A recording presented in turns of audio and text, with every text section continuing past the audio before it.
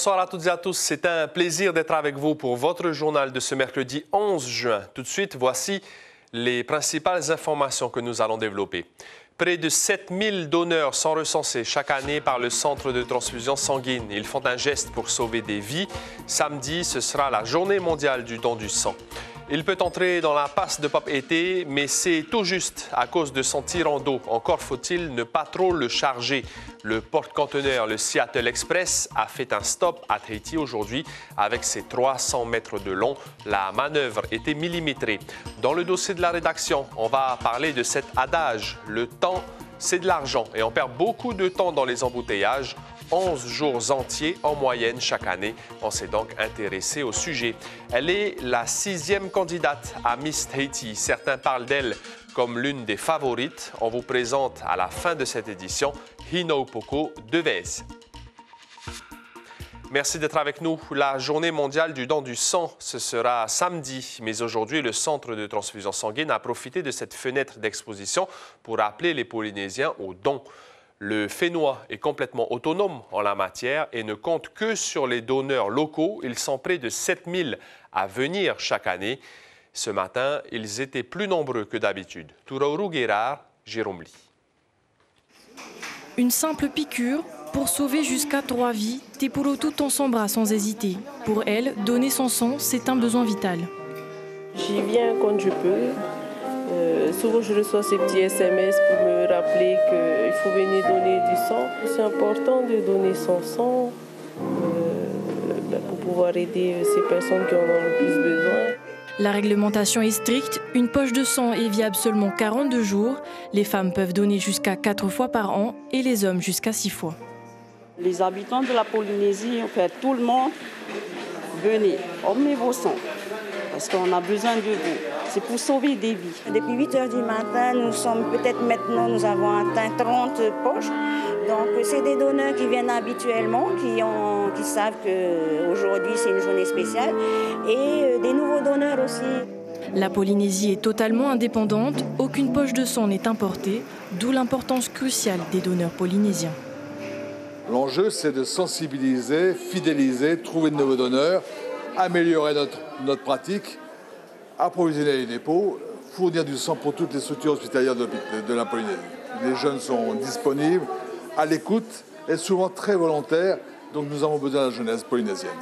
Le centre de transfusion sanguine du Taoné alimente tous les hôpitaux de Polynésie, Taravao, Moorea, Reatea ou encore aux Marquises. Mais parmi les services les plus demandeurs, la réanimation. Ici, les besoins en poche de sang sont quotidiens. Les transfusions font partie des gestes essentiels. Les patients qui arrivent en réanimation sont souvent dans des situations très aiguës, critiques, et leur pronostic vital il est en jeu. Et on a souvent affaire à ce qu'on appelle des chocs hémorragiques, c'est-à-dire que c'est des patients qui ont des besoins très importants et surtout très rapides de sang. Le centre de transfusion sanguine produit 7000 poches de sang en moyenne à l'année, mais la demande reste toujours importante avec une augmentation de 4% par an. Santé, toujours. Le projet de loi du pays relatif aux établissements publics de santé a reçu un avis défavorable du CESEC ce matin.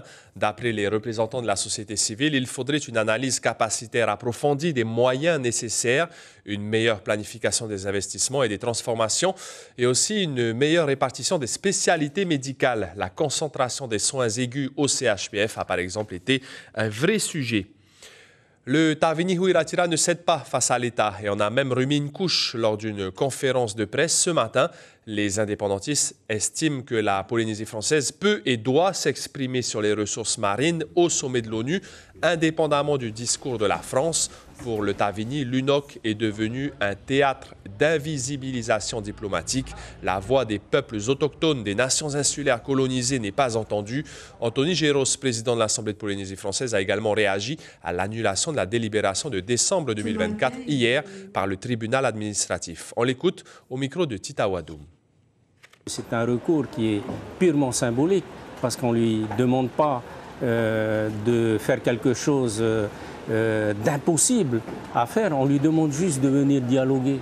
Alors je ne pense pas que ça puisse poser de problème au niveau de l'État, de s'asseoir autour de la table de négociation et de dialoguer notamment des sujets comme celui qui est actuellement évoqué au niveau de l'UNOC.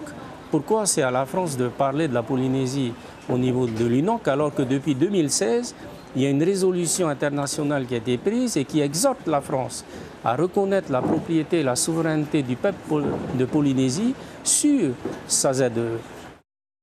Le Seattle Express est l'un des plus gros porte-conteneurs à pouvoir accoster dans la rade de Papeete. Il est arrivé ce matin, mais avec les contraintes de profondeur de la passe, le cargo n'était pas chargé à 100%. Les explications de Nicolas Suir et Tei Varibé. 294 mètres de long par 32 de large, c'est le plus grand cargo qu'il soit possible de faire entrer dans le port de Papeete. À la vue de la passe, le capitaine ukrainien laisse la place à un pilote qui connaît très bien la rade. Ok, Manu, équipe de quai, il vient certainement. Donc on vient de Fiboraké, tableau arrière par le moulin 2 plus 10, 10 mètres. Pour manœuvrer le porte-conteneur, il faut faire preuve d'habileté et d'anticipation. Le navire, il est lourd, il est long, et puis il tourne pas très bien. Donc ce matin, j'ai dû m'aider on a eu la présence de 2 remorqueurs, donc j'ai dû m'aider d'un remorqueur pour pour venir sur la gauche, parce que même avec la barre, donc le volant tout à gauche, le navire ne venait plus. À ses côtés, un autre capitaine en apprentissage. Celui-là a 14 ans de pilotage à son actif.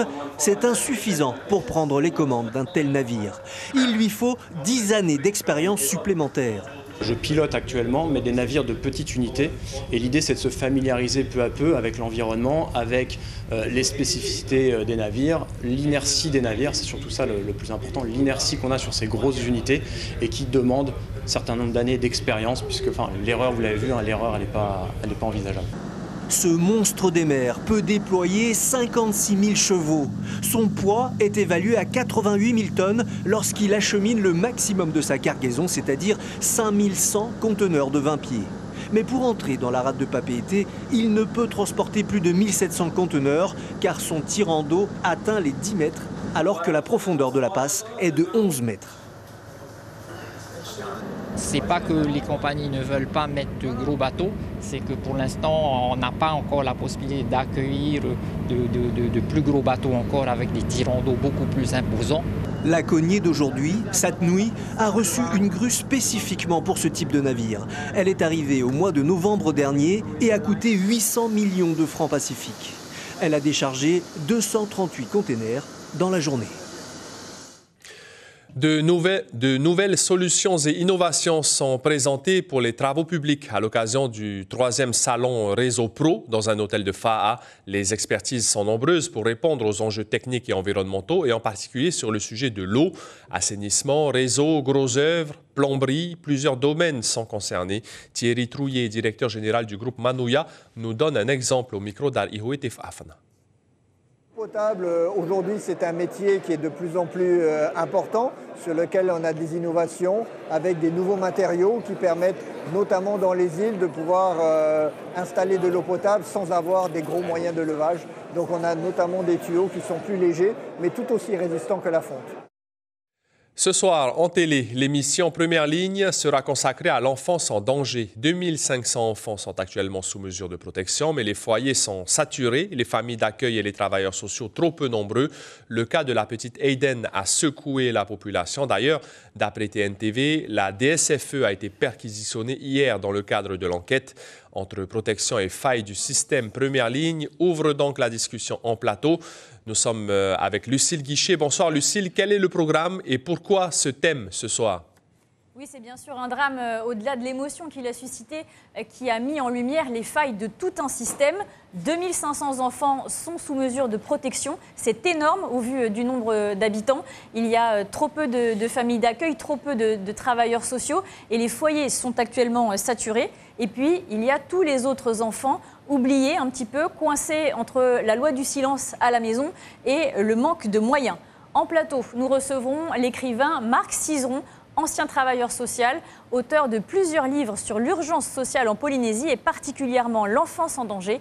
Également en plateau, Xavier Le Goff, coordinateur de l'aide sociale à l'enfance à la DSFE, l'adjudante Charlène Hamon qui commande la maison de protection des familles de la gendarmerie en première ligne dans le recueil si délicat de la parole des enfants, et Diana Yenko du syndicat de l'éducation STIP AEP-UNSA, car c'est bien souvent l'école qui fait les premiers signalements. Comment grandir et comment s'épanouir lorsque les premières années cassent une enfance? Eh bien, la discussion est ouverte tout à l'heure à 19h25 dans Première Ligne. Merci beaucoup, Lucille Guichet, pour ces précisions. Au Fénois, on passerait en moyenne chaque année 260 heures de notre temps dans les embouteillages, l'équivalent de 11 jours entiers, une perte de temps et d'énergie qui a forcément un impact financier, l'essence, l'entretien des véhicules ou encore les charges pour l'employeur. La congestion du réseau routier concerne tout le monde. C'est pourquoi Jules Bourga et Dylan Fels s'y sont intéressés dans le dossier de la rédaction.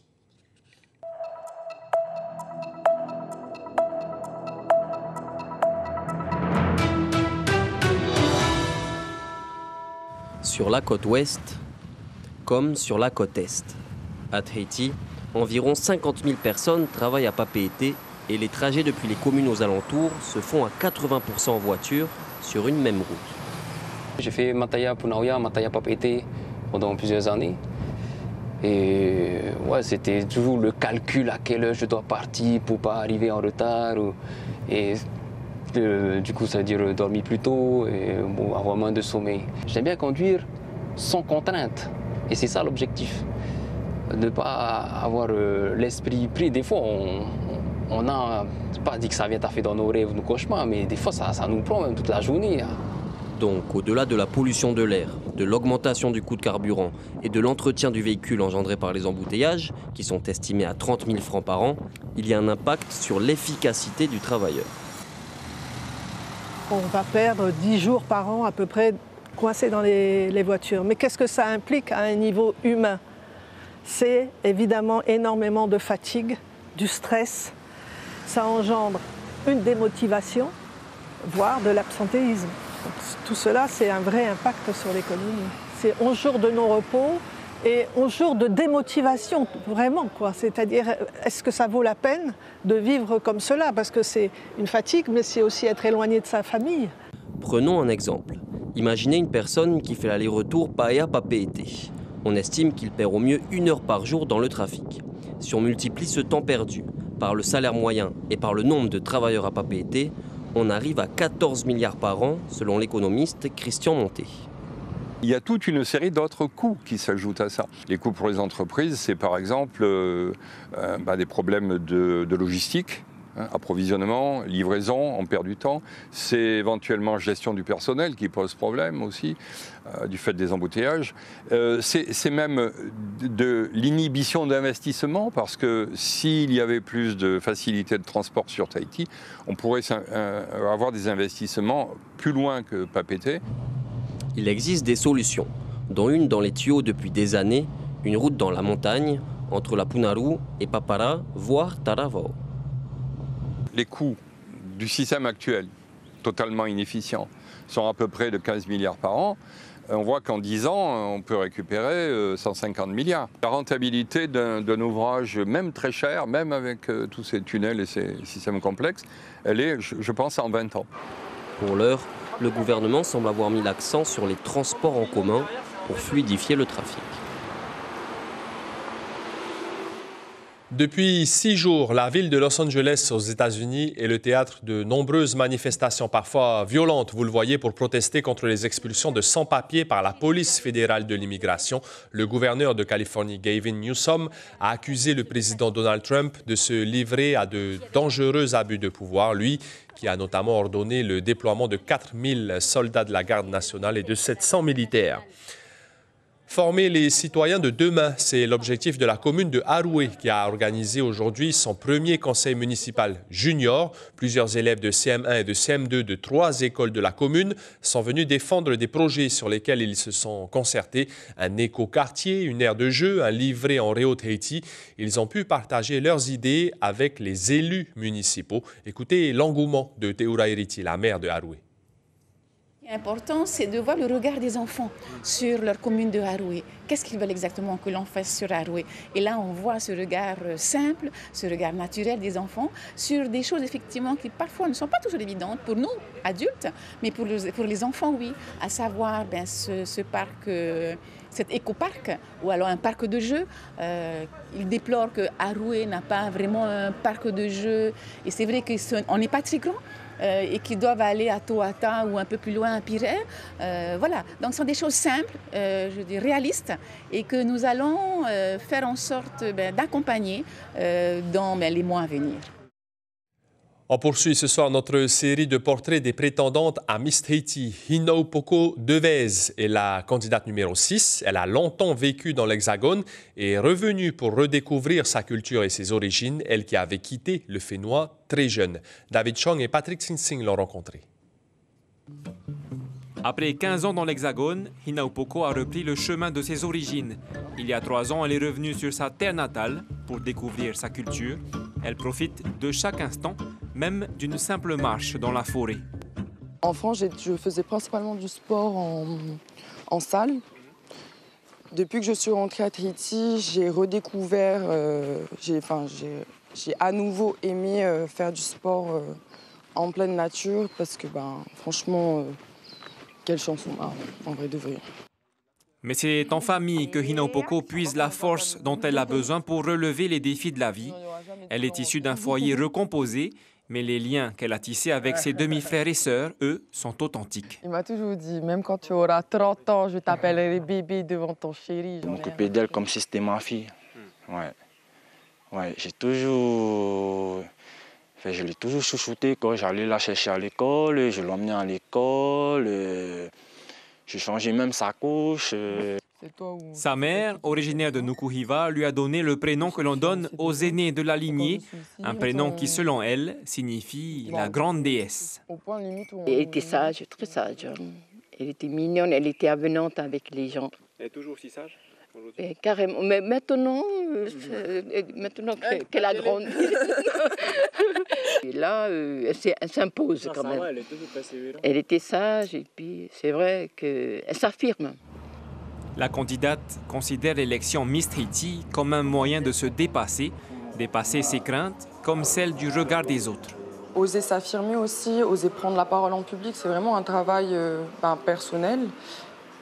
On pense au premier abord être facile, et en fait quand on est dedans, quand on est exposé, quand on reçoit la critique, c'est pas forcément évident. Ouais. Donc je dirais surtout une compétition envers soi-même et ses propres limites. Hinaupoko et les autres candidates ont encore un peu plus de 2 semaines avant l'élection, une dernière ligne droite que chacune va utiliser pour mettre en avant les traits de caractère qui les valorisent. Et si vous voulez vous tester sur notre site internet, le quiz de culture générale des Miss Haiti est disponible. Il a eu beaucoup de succès. En lisant l'article, vous saurez même quelle candidate est arrivée première.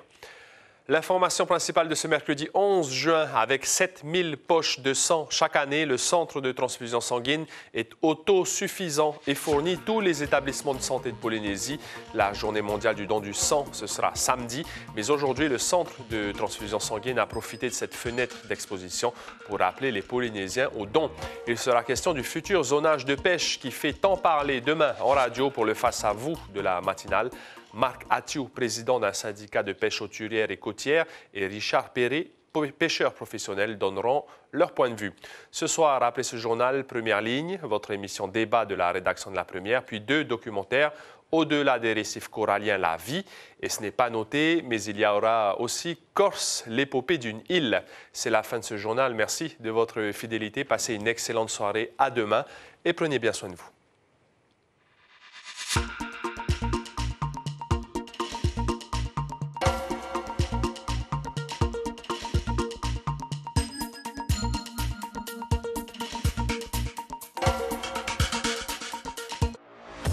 Retrouvez toute l'info sur WhatsApp en scannant notre QR code.